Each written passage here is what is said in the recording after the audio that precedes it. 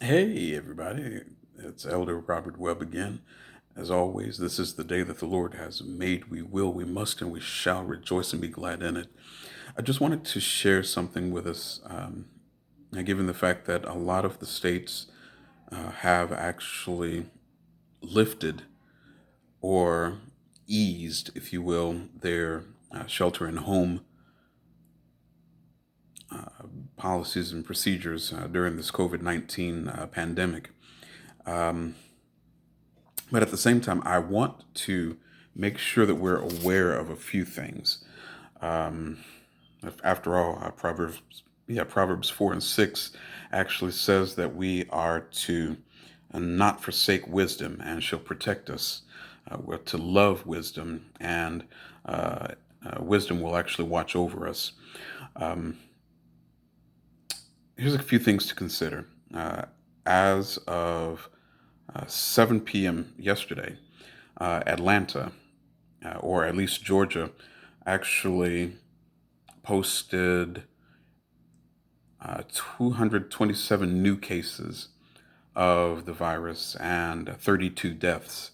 As a matter of fact, as of the week following the reopening, if you will, of the state, they actually were flooded with, I believe it was at least 1,000 new cases. Illinois actually is boasting, oh, well, boasting is not really a good word. Illinois is actually showing or reporting 2,450 new cases and a total of about 105 deaths. That's statewide. Something else to consider. Of course, we all know that that old adage that those who don't learn their history are doomed to repeat it. Uh, of course, this information is readily available on the web and throughout a lot of the medical history journals as well. The Spanish flu back in 1918 actually kind of blew through an area. I can't remember exactly where it was, but of course, toward the toward I believe it was the late spring, early summer, the numbers actually began to wane a bit.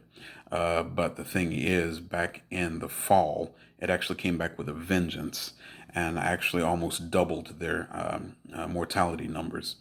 That being said, we as leaders in the church, whether you be the senior pastor, the executive pastor, um, deacons, trustees, individuals that are actually just part of the laity of the church.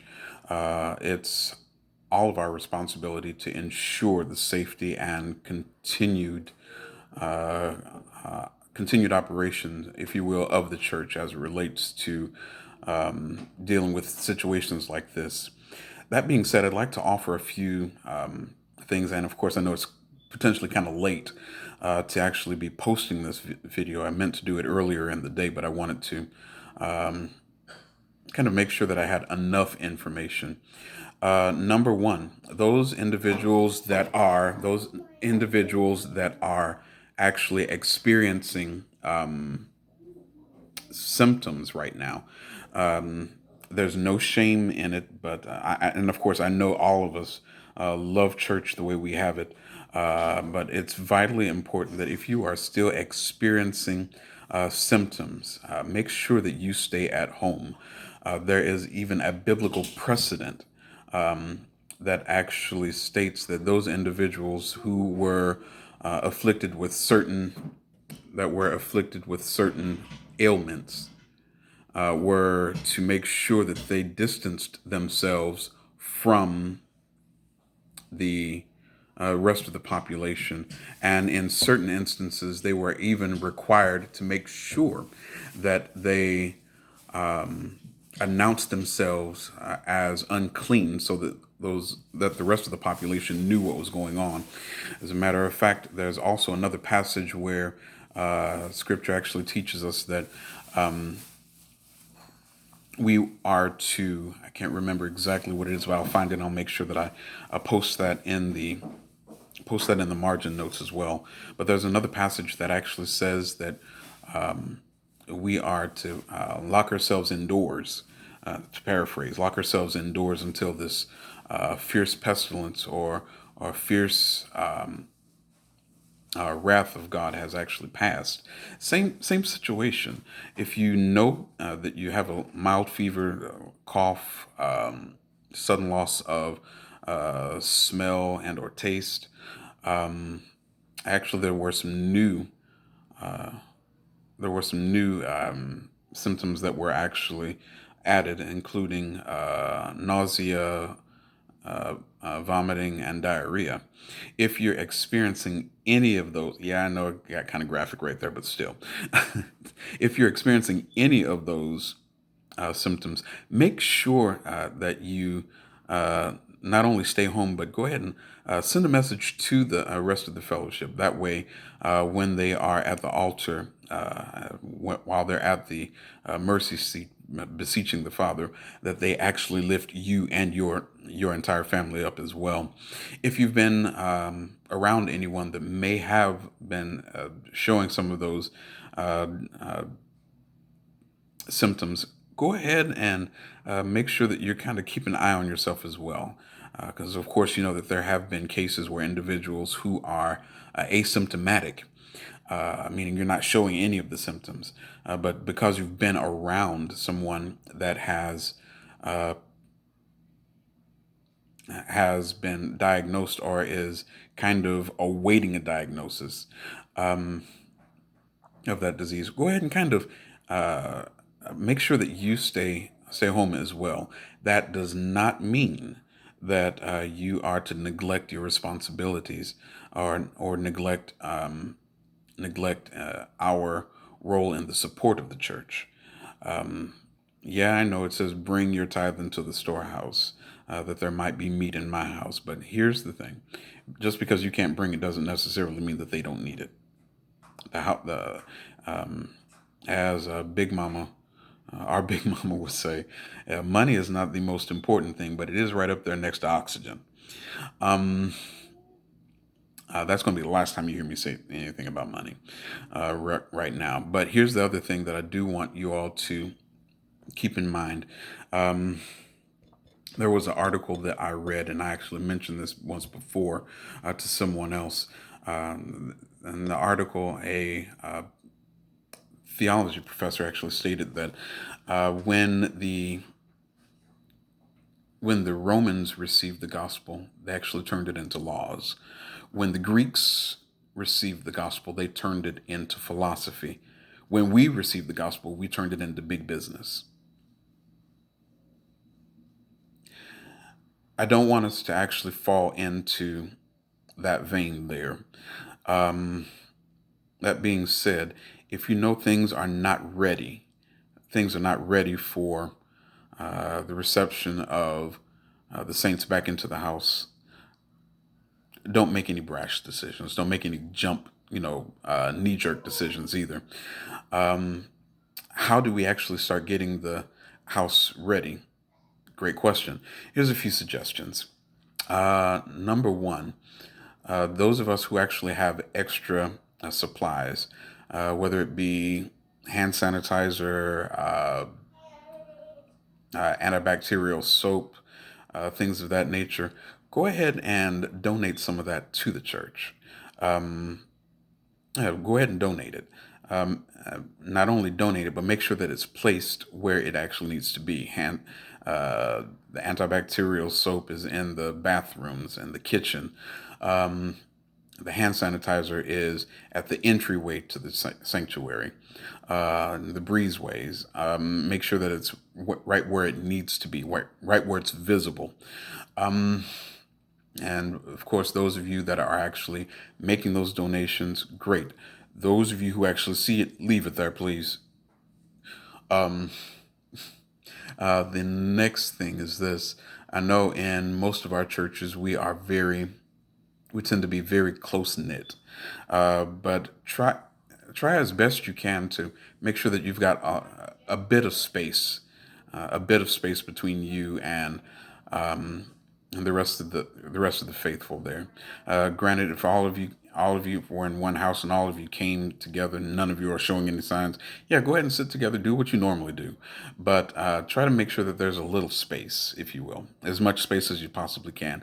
Pastors, leadership team, even if it comes right down to it, if you don't have a lot of space, do what you possibly can to uh, expand the space. Consider even doing additional services. That way, you're able to continue to minister to the needs of the people, and go ahead and keep an eye, if you will, on spacing, if you will. Here's another thing that I'm going to suggest. Yeah, while as long as we are close knit, yeah, pastors, preachers, I know you're going to be tempted to say it, but don't. The whole grab your neighbor by the hand, shake their hand, and shake it like you're going to shake it off. Touch your neighbor and opt for give your neighbor a air high five. Do what you need to do it that way, because of course, remember, you have some individuals that are asymptomatic. They don't know. They're not really certain or have no idea that they may even be a carrier. Encourage the individuals to wear masks in the sanctuary. I know it's going to be kind of odd, but hey, get you a designer mask if you need to. Mothers, make sure that your new mask matches your new hat. Brothers, make sure that your new mask matches your shirt and your tie and pocket swatch. Do what you need to do, but it's vitally important that we maintain or do our best to limit the spread of this disease as much as possible, especially given the fact that some of the main folks that are really desiring to come back to church are our mothers and deacons. And of course, we already know that they are some of the individuals that are at the highest risk. We don't want to accidentally put them in a situation where they're looking at even more of a threat. Um, Having worked at the care center in Atlanta for the Dignity Memorial, if you will, or or what was it? Good grief, I can't remember the. Oh my goodness, I can't remember the SCI name. Service Corporation International. There we go. Having worked for the Northern Atlanta Care Center, we of course had access to all sorts of wonderful chemicals and things that actually assisted us in cleaning the vehicles, cleaning the prep rooms, viewing rooms, things of that nature. One bottle actually contained a germicide, what is it, sporicide, antibacterial, antiviral, anti this, anti that. You name it, it pretty much got rid of it to make sure that nothing was actually spread from our clients to the families. But one of the things that they actually encouraged us to do whenever we were cleaning, even at a minimum, was to use just a 20-80 mix of bleach and water. 20% bleach, 80% water. That's actually enough to get rid of just about everything.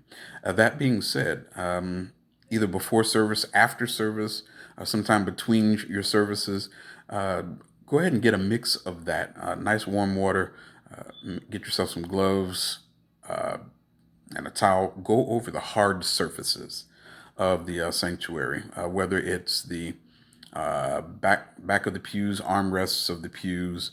If you've got regular chairs, go ahead and go over those with that mixture as well, to go ahead and try to eliminate the possibility of that. Just because it has been studied and reported that the virus can actually remain on surfaces for way more than hours, way more than days.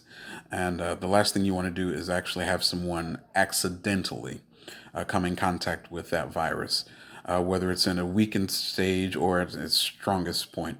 It's still an exposure. Optimal, optimal idea is to make sure that we're not doing that, minimizing exposure altogether. Speaking of minimizing exposure, at least I know back at my home church when Pastor Macon would Pastor Macon, James Macon, at the Mount Tabor Missionary Baptist Church, 5316 Gay Avenue, 62207. I'm sorry, in Centerville, Illinois. Whenever Pastor Macon finished preaching, he would actually come down the center aisle and actually greet everybody at the door, giving everybody a handshake and a hug and, pretty much the usual. I'm going to suggest, Pastor, I know you want to make contact with the people. That's definitely an admirable thing. I'm going to suggest that we may want to forego the handshake. However, hand on the shoulder, just on the just behind the shoulder, anywhere where you know that individual can't put their face in and make any contact. The last thing you want to do, once again, is find that one asymptomatic person. You've shaken their hand. Now every other hand that you shake has now been exposed. Oh yeah, I almost forgot. As it relates to the other materials that you may have, if you got cans of Lysol or other disinfectant sprays, those soft surfaces. Yeah, there are some things that can actually linger there. Go ahead and give those soft surfaces a spritz. Those seat cushions, curtains at hand length. Um, can't think of much of any. Oh yeah, those courtesy or privacy sheets that we normally use whenever the saints get to get overcome and are slain in the spirit. Take those home and wash them every Sunday. Take them home, wash them in bleach. And I'm laughing, but I'm serious. Go ahead and do that. That way we can make sure that we're not accidentally restarting this whole situation. Um, of course, once again, like I said, a number of states have actually decided that they are relaxing restrictions, and that's great. It's a great opportunity for us to be able to get out, be able to continue to fellowship. But at the same time, those of you who have actually been streaming your service, keep it up. Keep it up. You can never really tell who you've actually been reaching out to. As a matter of fact, those of you who are actually streaming your service, make sure that you put something in place where they have the ability to reach out to you. Don't necessarily automatically put up the church's Cash App, Zelle, this, that, and other, Givelify. Yeah, that's great for the rest of the body, but make sure that you have an opportunity to reach out to those other individuals that are actually partnering with you or actually are participating or experiencing your worship opportunity. That way, you can quite possibly even begin to expand the ministry from there. My goodness. Other than that, we've actually already talked about making sure that if you're not feeling well, stay where you are. Pastor, I know this is the first Sunday that the church is going to be open. If you're not feeling well, don't do it. Don't do it. Um, We've already talked about if you've got extra supplies, go ahead and donate those. Don't just donate them, use them. Wipe down those hard surfaces. Make sure that you sanitize those soft surfaces. Wash the sheets. They probably ain't been washed since you bought them. Wash the sheets. Um, let's see. Even the altar cushions. Even the altar cushions. Um, And of course, when it comes down to communion, those of you who still celebrate communion on the first Sunday, gloves, gloves, gloves. Go old school. Wash. Don't just dip your hands in the water. Get some soap. Use some of the hand sanitizer. Do what you need to do. Uh, it's our job to make sure that we protect the people. As a matter of fact, if you are the set man, if you are the watchman of the house, make sure that you're watching out for your people. Make sure that you're setting the example, setting the order, so that the people of God are actually protected. Once again, this is just a little godly wisdom, well, a little natural wisdom, if you will, a little natural wisdom to help us in this other than natural situation that we're in. God bless you. God keep you. As Paul would often say to the people, grace and peace be unto you. I'll be praying for you. Love you. And we'll talk with you later.